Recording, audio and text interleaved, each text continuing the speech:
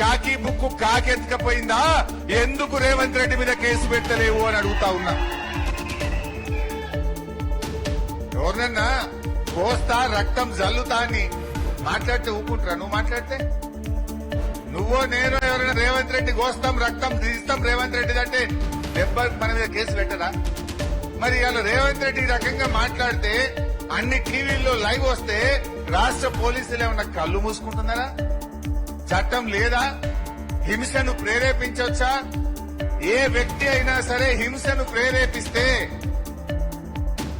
Criminal మాటలు మాట్లాడితే, తప్పుడు మాటలు మాట్లాడితే కేసులు నమోదు చేయాల్సిందే. ఆ వ్యక్తిని వెంటనే అరెస్ట్ చేయాల్సిందే.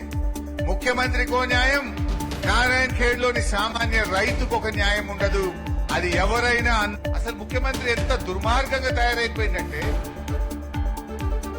మా భూపాలన్న చెప్పిండు. ఇప్పుడు ఏమన్నా అడిగితే పైసలు లేవు, నన్ను ఘోషినా పైసలు లేవు అంటాడు. లేవా?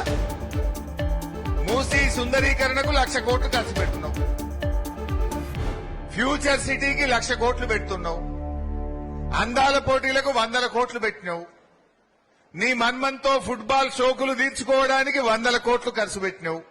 నువ్వు పూరీలు చేసుకుంటే మాకు ఇంట్లో పూరీలు చేస్తే మాకు ఇబ్బంది లేదు, కానీ ఫుట్బాల్ షోకుల పేరు మీద 100 కోట్లు ఖర్చు పెట్టి ప్రజాధనం వృధా చేసినవే, అది తప్పు రేవంత్ రెడ్డి అని నేను చెప్పదలుచుకున్నా. పూరీలు చేసుకో, బిర్యానీ చేసుకో, ఏమైనా చేసుకో, నీ ఇల్లు నీ మన్మడ్ నీ ఇష్టం. కానీ 100 కోట్లు ఖర్చు పెట్టి గా పైసలతో 4 స్కూళ్లు కట్టొచ్చు, 4 కాలేజీలు కట్టొచ్చు, 4 రోడ్లు వేయొచ్చు. కానీ ఫుట్బాల్ షోకులు తీర్చడానికి ఖర్చు పెట్టి తెలంగాణ ప్రజలు క్షమించరు. ఇవాళ పక్క రాష్ట్రాల్లో ఎన్నికలు జరిగితే ఫుల్ పేజ్ యాడ్లు ఇస్తాడు పేపర్లల్లా. రైతు బంద్ చేస్తే ఎకరానికి ఒక మీటింగ్ పెడతాడు. అది ఎవరి సొమ్ము? గవర్నమెంట్ పైసలతోని.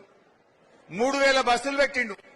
ఖమ్మంలో రైతు బంధు పైసలు వేస్తా అని 3,000 బస్సులు పెట్టి మీటింగ్ పెట్టిండు. అంటే దాదాపు 100 కోట్లు వాయే కదా.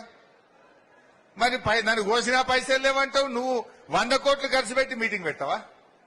ఎకరంకో మీటింగ్. సిద్దిపేట ఎకరం వేసిండు యాసంగిలో, ఆడో మీటింగు. మంతనీళ్ళు ఎకరం వేసిండు, ఆడొక మీటింగు. మొన్న ఖమ్మంలో కేసీఆర్ ఎప్పుడో మీటింగ్ పెట్టినాడు, కట్టుకొత్తిండు, ఫోన్లు టింగు టింగు టింగున మోగినాయి, పైసలు పడ్డాయి.